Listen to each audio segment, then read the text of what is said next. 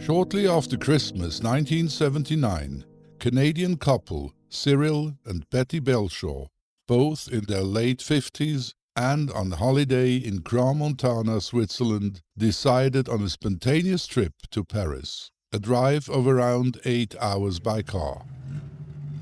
They left in the morning of January 13th, stopping overnight near Beaune in France, before continuing their journey the next day.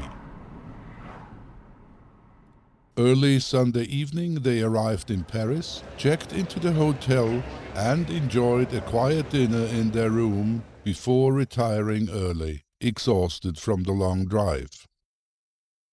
On Monday morning, January 15th, the couple enjoyed breakfast again in their room around 9 a.m. By 10 a.m. they departed the hotel and took the metro at Port Bagnolet. About 30 minutes later, at Bourse station, Betty left and made her way on foot to visit the National Library. Cyril, meanwhile, stayed on the train for 1 or 2 more stops. They agreed to meet for a light lunch at 1 p.m. at nearby Galerie Lafayette.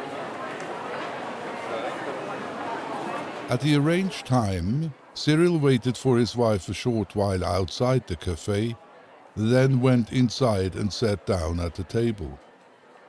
But Betty did not show up, neither by 2 nor by 3 p.m.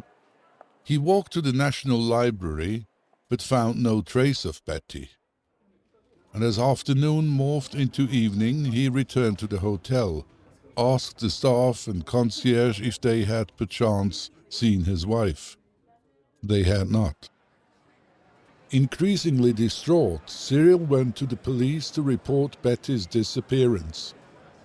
Yet there had been no accidents or robberies in the area, and no unidentified woman had been admitted to any nearby hospital.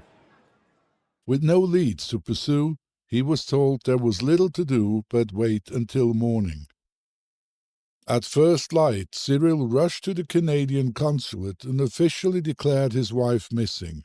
They too were unable to explain how Betty had seemingly vanished without a trace. Then, 2 months later, on April 13th, 2 police officers knocked on Cyril Belshaw's door in Crans-Montana. When he opened, he unknowingly unlocked not just the front entrance, but the door to one of the most mysterious and inexplicable Swiss murder cases ever. One that would ultimately change his life in ways that he could never have imagined.